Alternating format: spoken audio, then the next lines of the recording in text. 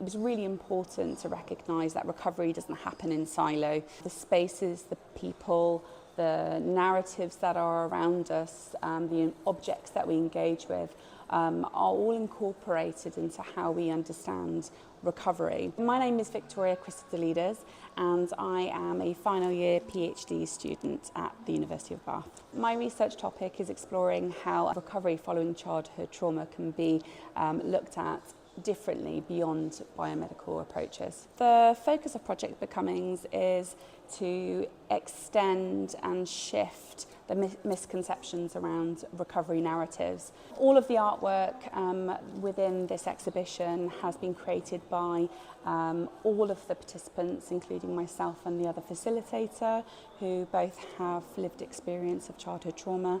It recognises the constant shift and change in progression that happens throughout one's journey of recovery. I've noticed a lot of the visitors coming in and being really taken back and moved. It's really emotional and incredibly humbling to see how people have, not felt alone. I've seen loads of people come in and say, I feel connected and empowered that it's not just me. It's really important to myself and the participants when we were thinking about this exhibition of how we can impact and support other people. So what we will be looking at doing next is looking to tour this across the UK in various different venues and running workshops and focus groups with a range of individuals, whether that's professionals, whether that's the wider public or other survivors, to also bring this topic of